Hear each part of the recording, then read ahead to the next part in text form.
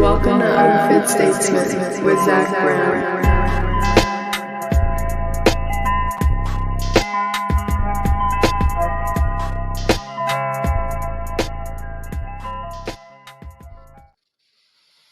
Ladies and gentlemen, welcome back to the show on a rainy, dreary, cold Sunday afternoon here in the Garden State. I walked in the rain. I drove, but I walked a little bit into the rain to get my iced coffee. I put a little cream in it this time. There was a homeless man sitting on the steps of the Dunkin' Donuts that I went to this morning, and he did something very funny. It's very sad, but it is very funny if you think about it. I was walking past him and I heard him go, right? Like he was going to hock a loogie. And the logical sequence of events of audio that you hear is, right? The spit. That's the logical sequence of events that you hear when you hear somebody or come across somebody doing that. That's what you're used to. It's pattern, right? That's what you're used to hearing. That's what your brain is used to hearing. Instead, it went like this. It went, he threw up.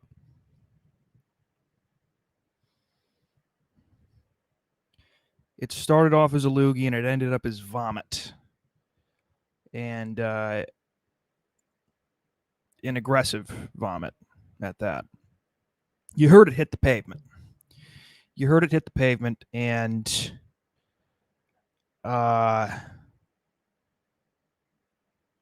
my guess is it has something to do with substance abuse. That's my best guess. I wonder what he thinks about geopolitics. I wonder what he thinks about the goings-on, about the culture war in America.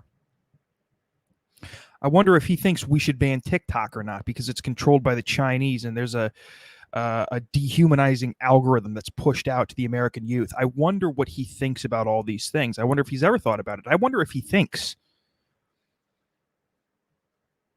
You know, there's apparently a third of all people on Earth don't have an inner monologue, which to me begs the question, how do they think? How does one think if they don't have an inner monologue? Is this the type of person that doesn't have the inner monologue? Probably.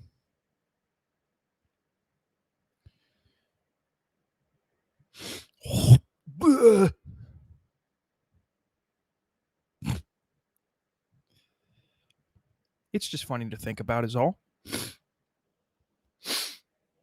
It brings my mind off of current events and politics. Somehow current events and politics is more sad than that gentleman's life. Sitting on the steps of a Dunkin' Donuts, throwing up what is most certainly New Amsterdam vodka and a hot dog that he paid in change for.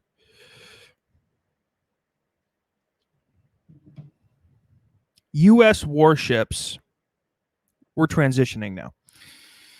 U.S. warships and commercial vessels have been attacked in the Red Sea. The Red Sea is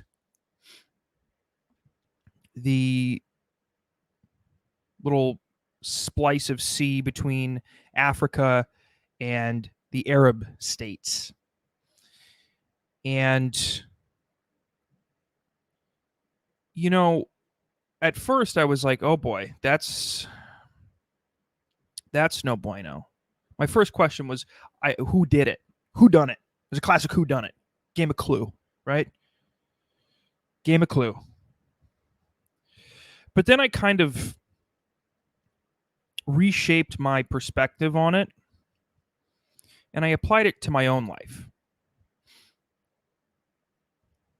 Because right now, basically, they're saying they hit us. That's what on an individual level, right? Some person came home and they said, I got beat up. It's like, well, if I know, if I were to call my mother or my father or anyone in my personal life, really, and I'd be crying because I'd be beat up. I was like, Dad, I got beat up in Newark. I was in Newark at midnight and I got beat up. The first question wouldn't, to me, from him, wouldn't be, who beat you up? How bad is it? Do you need to call 911? His first question would be, what were you doing in Newark at midnight? And in this case, since the U.S. technically could probably say, well, Israel invited us, right? We were defending Israel. Israel invited us. So if I told my dad, I said, I got invited by a friend, he still wouldn't say, okay, then it's okay. He still would have said, well, that's stupid. Doesn't matter if you were invited. You knew better. Newark at midnight, not amazing. You should know better. You're an idiot for going there. What were you doing there? I don't care if you were invited. You're an idiot for going over there. And that's kind of now the way I see the situation. What are we doing over there? Well, we were invited by Israel. So who gives a shit? If a friend of mine said, you're invited to a party in the fucking O Block in Chicago, I'd be like, I'm fine. I'll be okay. I'll be all right. Because I could forecast a potential situation where I would get the shit kicked out of me. I'd get mugged, and they'd take my shoes and my Levi jeans. They'd hit me and mercilessly taunt me for having pale skin and red hair. And I can foresee that because I'm able to analyze a situation prior to something actually happening. I have some background knowledge on O Block. Bang, bang. Shout out Chief Keef.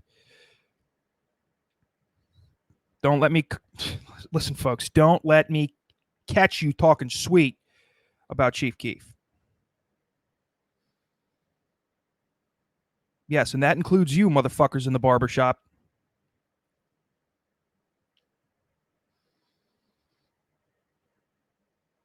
I wouldn't go. A seeming, what seems to be a very good ally, a good friend, Israel, says, why don't you come on over? Right? Come on.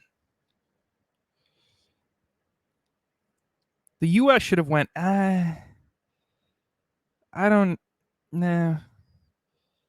The U.S. should have sat back and said, I can foresee a situation where the people we send over there could get hurt. And because we're not defending our own country, and it's not, by the way, before anybody says, well, it's what you were just going to let, by that theory, you could let Hitler run, just kill all the Jews. No. Because here's the difference. Israel, with no help whatsoever, could maraud Hamas, Palestine, Lebanon. They can take care of their shit themselves. They keep putting out all these TikToks about how badass the IDF is. Well, okay, then take care of it yourself. Stop asking for help, you fucking pussies. Just do it or don't. Don't drag it out. Don't be a fucking Zelensky. Because here's the fact of the matter. If we're putting all of this money into a war machine that can't even handle a small group of disorganized terrorists, then we should probably save the money and focus on our own shit. Right?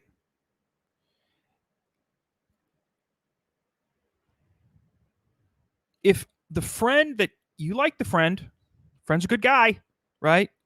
Doesn't get great grades, had to get his GED, but he's working as a plumber now. He's doing okay. But every single, football Sunday, every football party that he invites you to, somebody fights somebody and the cops get called. And you, as a rational human being, want to avoid putting yourself in a situation where you could get caught up in that hurricane. What would you say to the friend who says, why don't you come over this Sunday, we'll watch a little football, right? We'll throw a few 10-leg parlays down, see if they hit. What would you say? You'd say, no, I already have 6 8-leg parlays put in. I've got errands to run.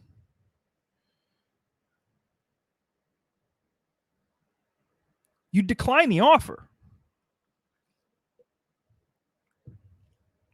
You would decline the offer.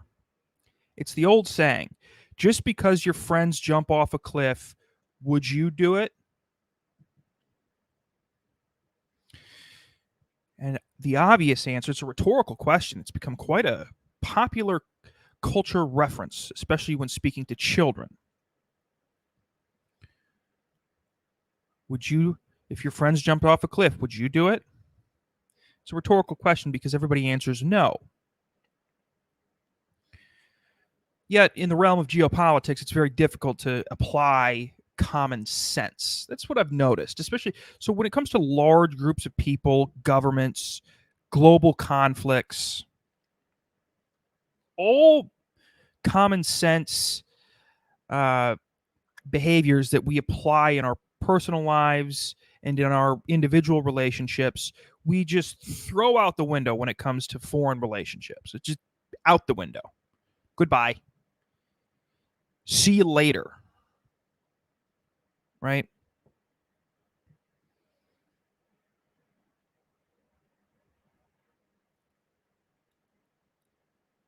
I wonder what is in it this time for the United States.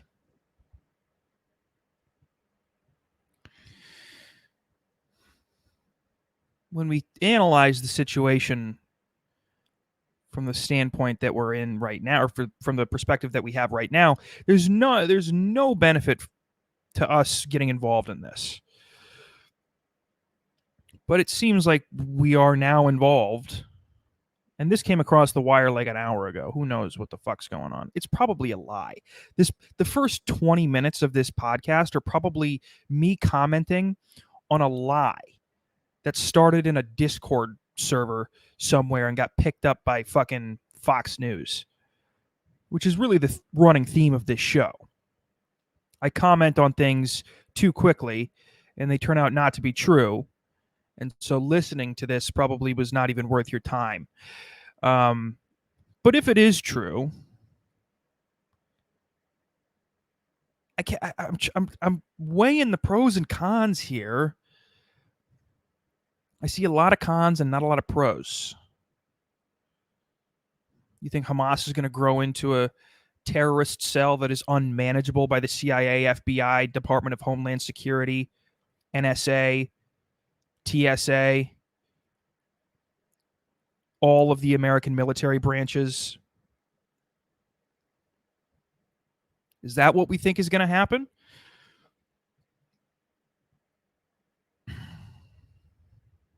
Do we think that not massacring all Palestinians with American help is going to empower Iran to develop a nuclear weapon and finally nuke Israel like they've been saying they're going to do for the past 50 years and haven't yet? I'm curious to know what the possible reasoning could be behind saying it's a good idea to get involved. Well, they're our ally. We're loyal. It's like, yeah, I'm loyal, but if my friend says, here's a line of cocaine, it has fentanyl in it, I'm going to do it. You should too. It will be fun. I would go, well,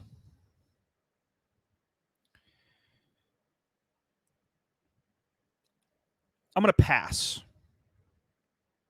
Right? I'd say, listen, Nathan, hey, you go ahead. But I'm going to pass. In fact, I would actually go a further step and say, hey, Nathan, not only am I going to pass, I think you should pass, because that, if you know for a fact it's laced with fentanyl, you're gonna die probably, and I don't want you to die. I don't want to see you make a mistake that so many others have. That's what the US should be saying to Israel and should have been saying to Ukraine now for over a year.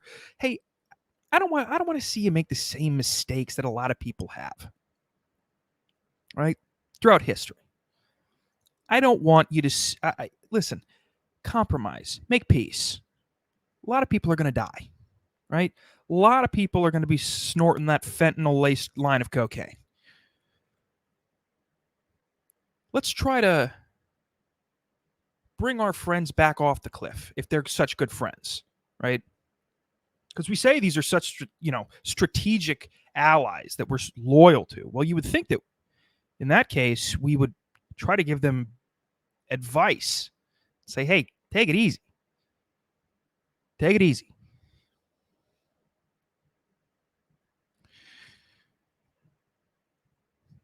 But I guess that's none of my concern. I can't control it. The only thing I can do is just read shit on Twitter and comment on it and pray to God it's true and that I didn't get bamboozled. I didn't get bamboozled like the mainstream media got bamboozled by fucking 4chan about this, which basically looks like the OK sign. And a bunch of fucking 4chan retards trolled the mainstream media into believing that it meant white power.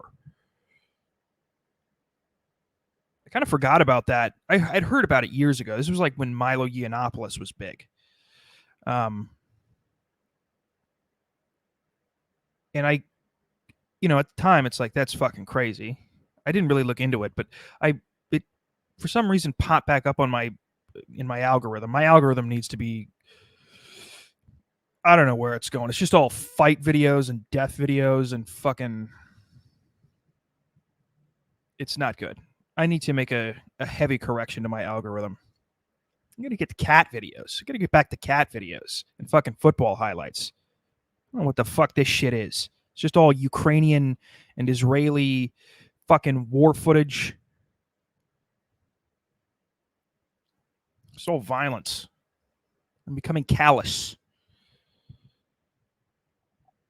I need to reinvigorate the humanity in my social media timeline, in my social media algorithm. I had a shot of espresso in my coffee, and I am sweating. Makes my nose sweat. My large German nose sweat.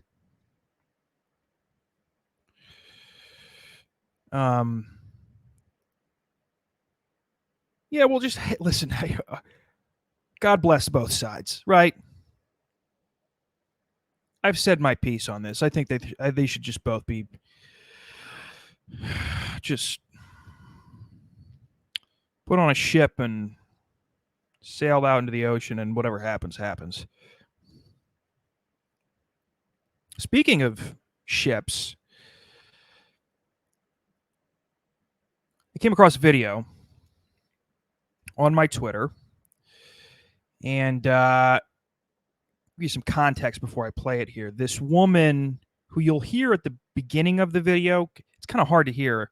You can really only hear it in the first part because there's a lady who's recording. She's talking over the video and seemingly reciting a license plate number to 911. I don't know. Maybe, I don't know. Maybe I don't know. I don't know why I keep trying to figure it out.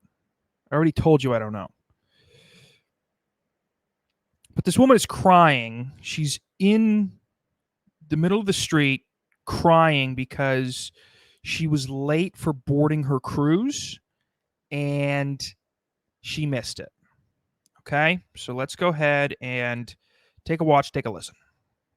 My booking number is 4, V as in Victor, G as in George, Q as in quick, X as in X-ray, Q as in quick.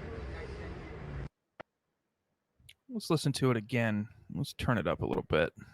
My booking number is 4, V as in Victor, G as in George, Q as in quick, X as in X-ray, Q as in quick. Now, for those of you who are watching, the person who is crying, you can see on the screen right now, is the woman in blue, in a blue shirt, and these baggy, colorful sweatpants, and bucket hat, looks like. And the person who posted it online, it's interesting because they were like, can you believe this? Can you believe this behavior from this woman? What a childlike, immature behavior. But the fact of the matter is, I'm not shocked. I'm not shocked at all. You know, you're telling me a middle-aged, overweight white woman who's wearing loose sweatpants and a bucket hat is on her knees sobbing in the middle of the street like she just fucking had a child that was stillborn over a missed cruise? Yeah. Yes, that is a lot more on par. In fact, I would be a hell of a lot more shocked if this woman showed up knowing she's going to be late, because by the way, the whole drive over there, she knew she's going to be late. You know when you're late, right? You know when you're late. You know in transit you're late. So the expectations were obviously set. This doesn't matter to this woman. She has the brain of a fucking 14-year-old girl who's rebelling against her parents by drinking wine and taking Xanax. Right? That's the maturity level that this woman is working with.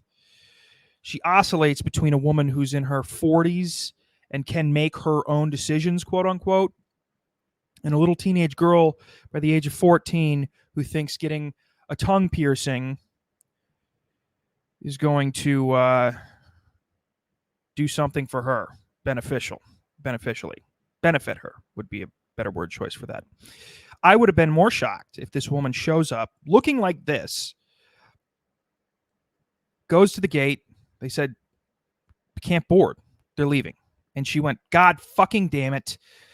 I knew I was going to be late. I should have been fucking on time. Well, I guess I'll know next time. And she turned around and left. And handled it like that, like a mature adult. I would have been shocked. If I would have saw that behavior, I would have said, wait a minute. Fed.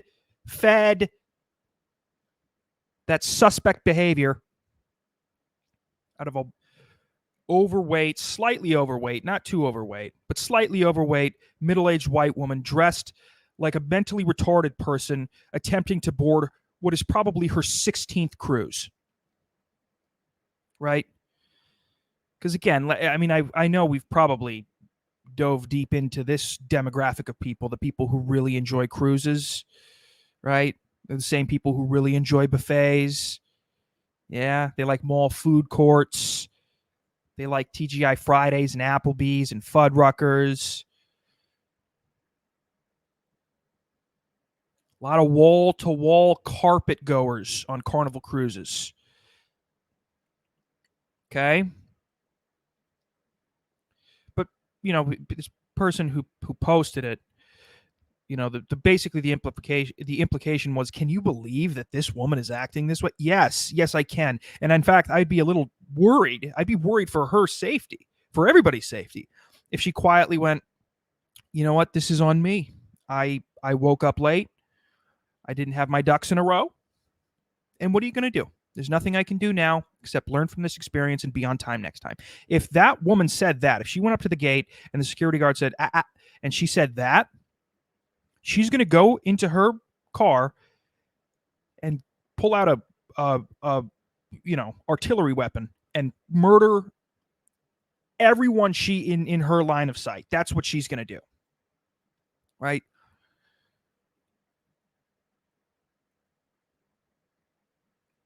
A middle-aged white woman wearing a bucket hat and loose sweatpants, dressed like a walking advertisement for some fucking, I don't know, cotton candy flavor, acting maturely in public, something's up. You should count your blessings that you saw that woman weeping in the street like a Hamas mother holding the corpse of her child. You should be fucking happy, because guess what? She doesn't pose a threat to anybody. The woman who looks like that and goes, what are you going to do? Well, guess what? She's going to come back and plant a bomb. Right? She's going to get real heavy into the Kaczynski works, the Unabomber's Manifesto. She's going to really idolize Timothy McVeigh. And then we're going to have a problem on our hands.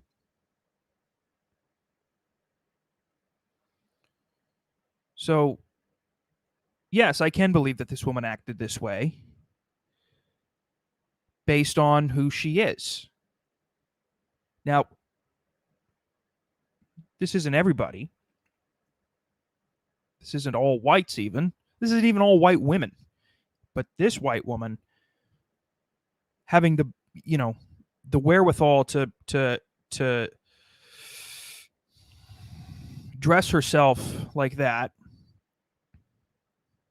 makes sense. Now, if I saw a younger Mexican man, maybe a Mexican man in his 30s, weeping in the street over a missed Carnival cruise, I'd go, that's out of character. That seems weird. I'd go, that's odd. That's peculiar. That's out of character. And I wonder if there's an external factor here. I would go so much as to say that maybe it's not all about the cruise. If I saw a Mexican man weeping in the street because he missed his cruise, I would say that he actually purposefully didn't get on the cruise because he got a call from his wife saying that his mother, father, and eldest child have died in a car accident. And that would be the only way I could ever see a younger Mexican man, 30-something Mexican man, on his knees sobbing at the gate of a Carnival cruise. But this woman checks out.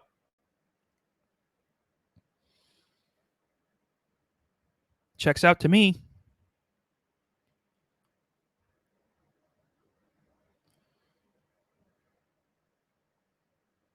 Would be funny if they sailed into the Red Sea and just got fucking tanked by Hamas.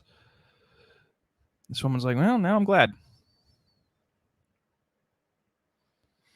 Now I'm glad. In fact, who knows how old this video is? Maybe that woman found her way over to the west coast of Yemen and started launching. Who knows? The wrath of an upset middle-aged white woman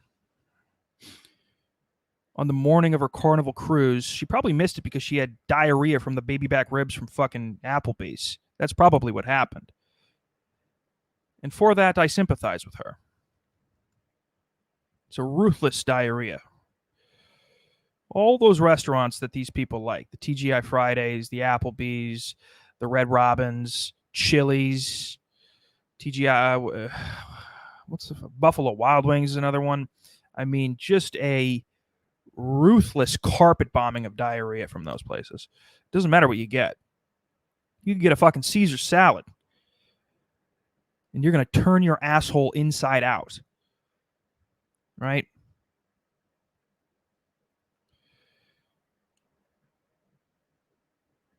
You know what always amazes me about these cruises? The demographic that it attracts. And, I described one demographic, right? The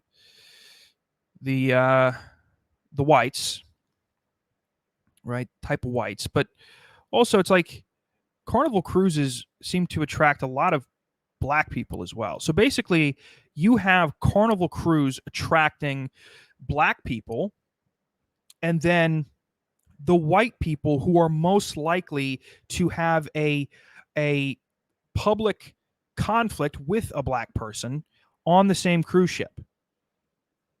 They're like magnets.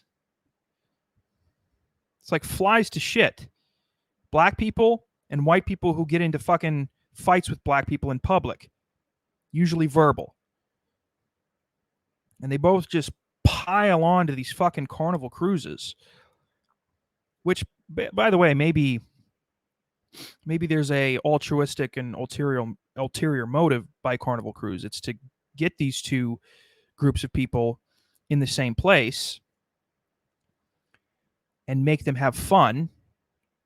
And so when they get off the cruise, they associate those groups of people with the fun feeling they had on the cruise. So maybe it's a creative way of mitigating racism. And by the way, the black people that go to those cruises, they're also eating at Applebee's and TGI Fridays, Ruby Tuesdays, Cece's Pizza, anywhere with a buffet too, Golden Corral. Which again, then I have to question whether or not my critique of those establishments are sound as well, because are they attempting to do the same? They're drawing the same people. Like I said, they're drawing drawing black people and white people who usually have a problem with black people in public and get caught on camera doing so. And they're bringing them together in the same environment, and I don't know. Perhaps we need more of these. Olive Garden, Red Lobster, perhaps Texas Roadhouse. Perhaps we need more of these. It's a sit-down place, right?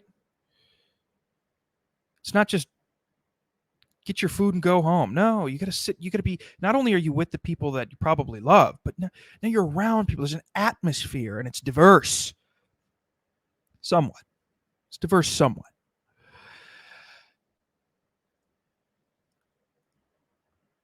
I don't know. Maybe I've been treating these establishments quite unfairly. Makes me think about myself. Introspection is very good.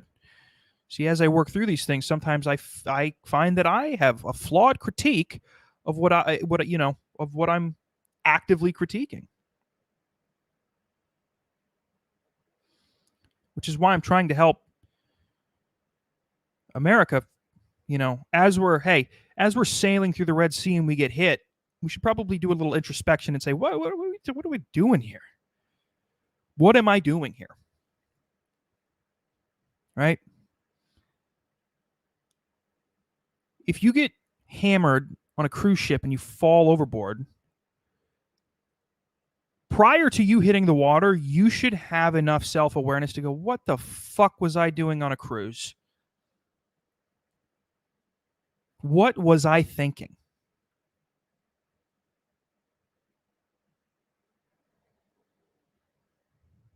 Introspection and self-awareness are important.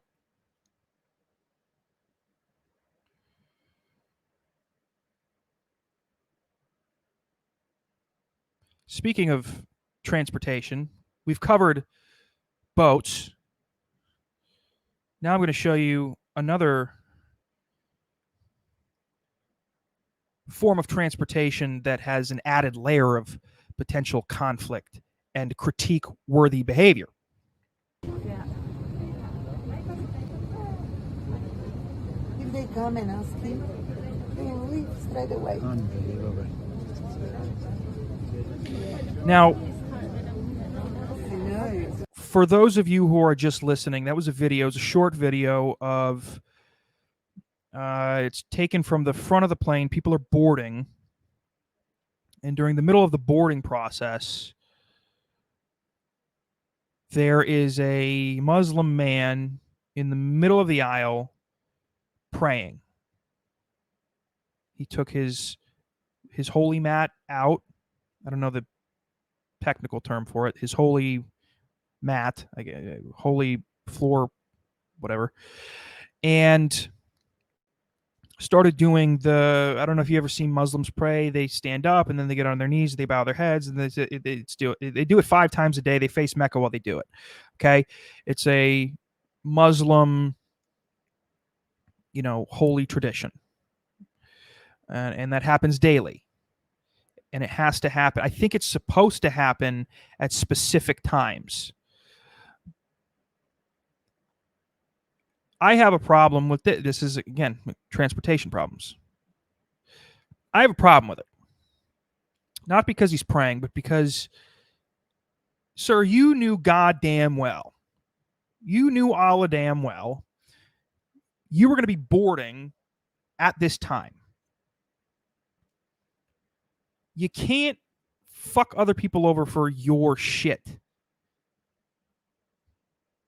Okay? You can't fuck other people over for your shit. Pray. Pray. Right? I don't care. Pray and make all the white people on the fucking plane nervous. Right? Mention Allah a bunch of times. Get this lady in the red standing here, this fat bitch who probably just got off that cruise. She's flying back up to fucking Long Island from Florida because that's where they departed from. Make her sweat a little bit, but do it in your fucking seat, or just don't figure it out. Don't fucking stand in the aisle of a plane when people are trying to board. What are you doing? Which is balls, by the way. I'll give it to this guy. It's ballsy to be this Muslim, this much Muslim on a plane. That's ballsy. Bringing this much Islam to a flight, most would say it's courageous to do so. I wonder if he got kicked off.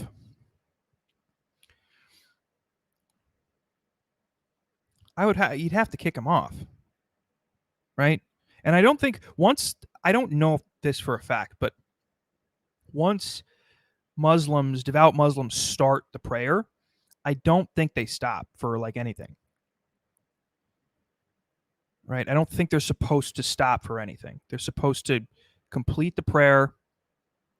Once they complete the prayer, then they can interact with others. So kicking him off would be a problem because he probably just wouldn't listen. He'd probably just keep going.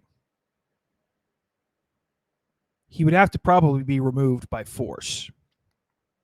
I don't think you could tap him on the shoulder and go, "Hey, hello, sir.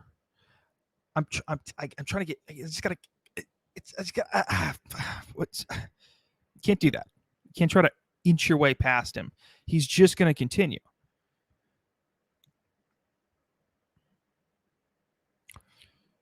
Do you remember this is about a year ago now, they dragged that Chinese man off like a United flight, kind of a pudgy Chinese man. They drug him off the flight. And then I think they got sued. I think that was right when they started with the Asian hate. Or maybe it was like toward the tail end. I can't remember. And they fucking Japanese soldier bayoneting a Chinese baby and waving it around like a flag, drug him off that fucking flight. This is probably, I don't know what he did. I think he ended up suing and winning, if I remember correctly. Whatever, this merits more of a drag off. Right? And this is probably an easier transport. You just kind of grab the rug and slide it. Right? You have two guys, one on each end, pick him up, walk him out, make him feel like he's riding the magic carpet like Aladdin, and toss him out. You can't do anything in the aisles. I don't care what you're doing. I don't care if you're praying. I don't care if you're, performing CPR on a child that's lifeless. Get out of the aisle. Right? You can create a pressure cooker bomb, but do it in the fucking seat. Get out of the aisle.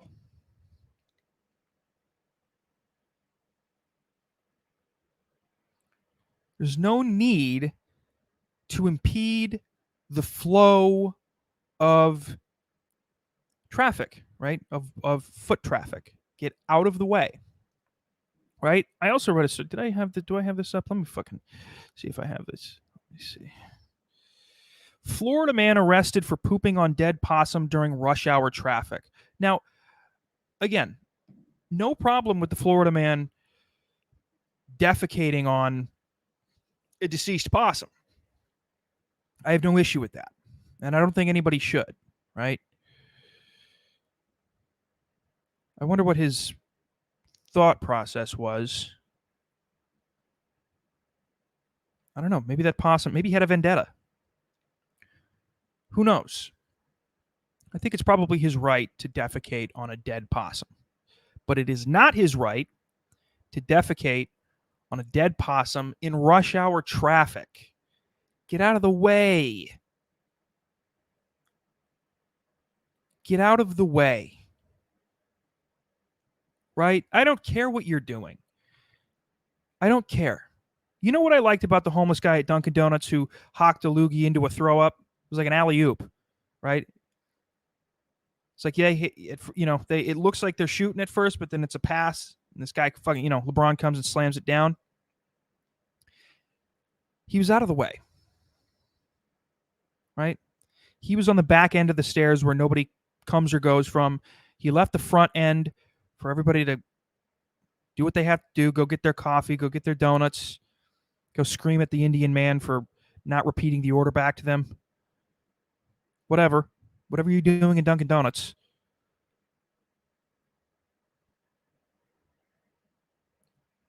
He didn't block traffic. He didn't impede on, he didn't delay anyone else's day. I have respect for that. I have respect for the man who can confuse vomit with a loogie out of everybody else's way.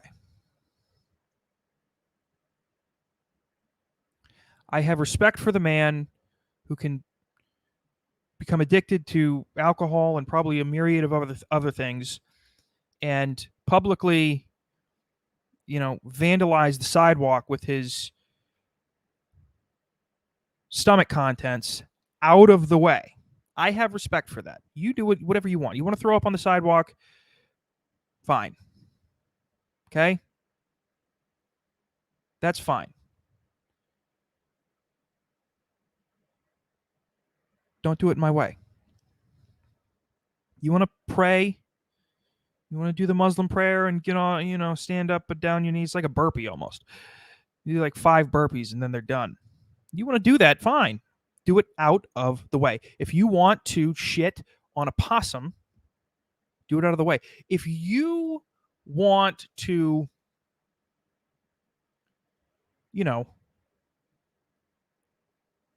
med ball slam an aborted fetus and scream, "This is my right as a woman. It's my body, my choice." Fine. Do it out of my way. Do it out of my way. I have a coffee to pick up so that I can sweat and have the energy to get on a podcast and talk about nothing for hopefully an hour. That's if we make it today, folks. We're at 43. We're fucking stretching, okay? We'll get to maybe like 52 if we're lucky. We'll get to 52 if we're fucking lucky. Just keep out of my way. Keep out of my way. It's the same thing with this fucking shit on Twitter. This is why I have to correct my algorithm. I don't really give a fuck if one of our military ships gets bombed in the Red Sea. It's not my prerogative. Get off my timeline. Get out of my way. Do whatever you want away from me. Okay? If you want to blow up an abortion clinic because you have a problem with the woman who was performing obscene acts on her aborted fetus, that's fine. It better, no shrapnel better hit my car. I better not have a fucking dent. Do whatever you want out of my way. If you want to get braces as an adult, fine. But don't show them to me. Keep your mouth closed around me. Fair? Right? Fair? If you're selling something on the street, especially if it's something to do with music or the arts in general, fine. But don't ask me to buy it. Stand there quietly while I pass. That's whatever else. I'm sure there's going to be a bunch of people who are going to be willing to buy your product. Not me. Stand there quietly and let me pass.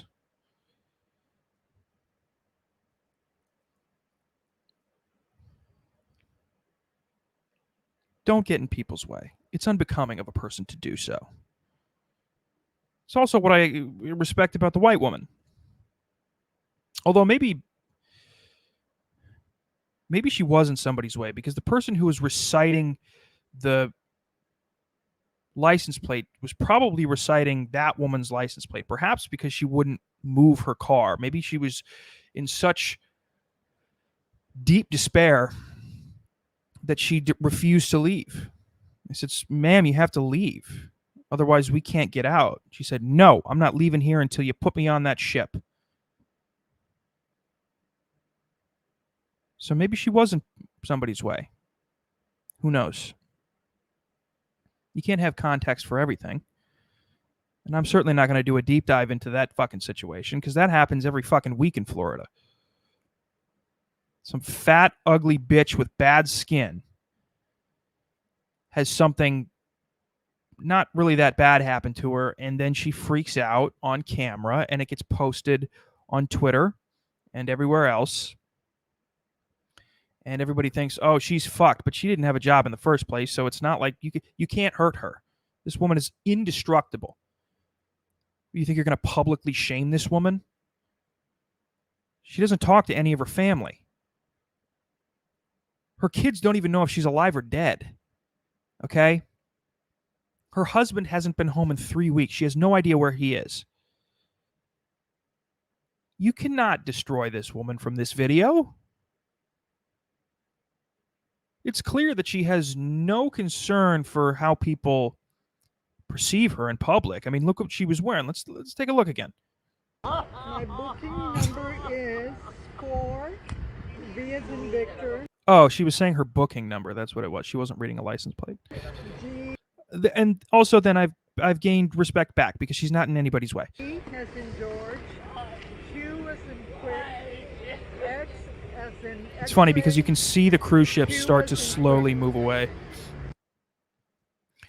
Yeah, she's in nobody's way. And she cares very little about what the public thinks of her. She's in the middle of a crosswalk next to a busy street, weeping into her suitcase and then getting up and walking and weeping into her hands. And this person recording thinks this is crazy. Wait till she sees this. She's going to get home and see this video and shit. No, she isn't, because guess what? She's already fucking a half a bottle of wine deep with Fox News on, 2 Vicodins in, and she may have shit her pants already. You can't take this woman down. This is like trying to invade Afghanistan. You can't do it. You can't win. Right? It doesn't matter who does it. It doesn't matter if the Soviets do it in the 80s or the US does it in the early 2000s. You can't take this bitch down. Right? She has Viet Cong level defense. Can't hurt her. No sir, no ma'am.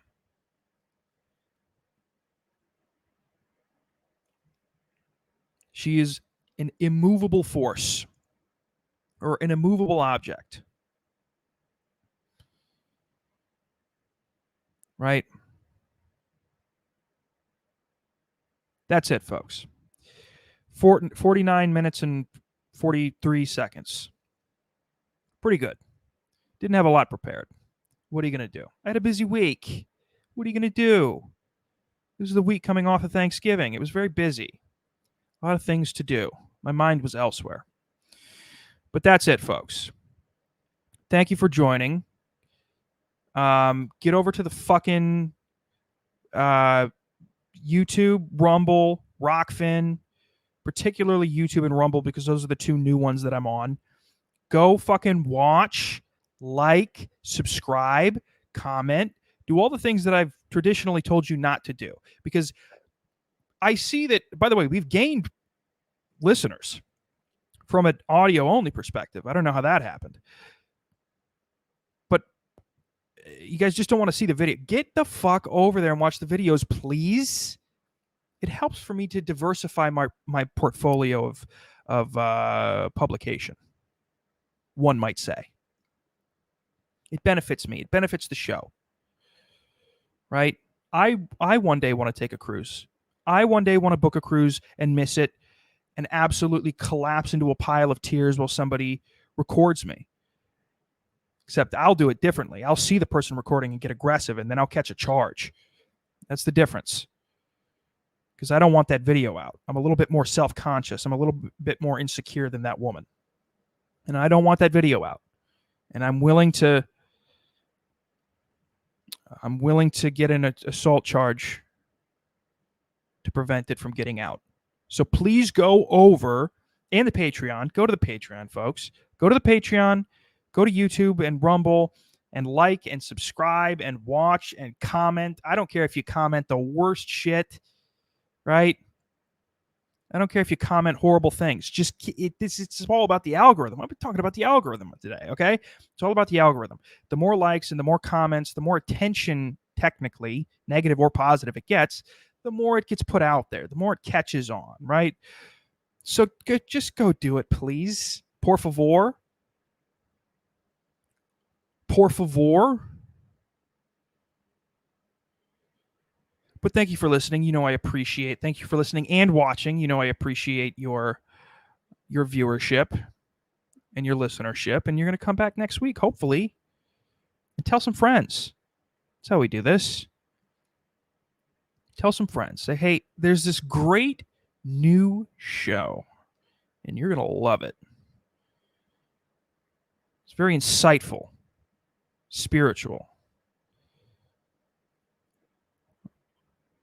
politically poignant, entertaining, robust. Use those types of adjectives. Robust, invigorating, intriguing, thought-provoking. You're smart. You'll figure out how to describe it. Tell your family members. I'm sure they'll appreciate that you listen to this. Thank you.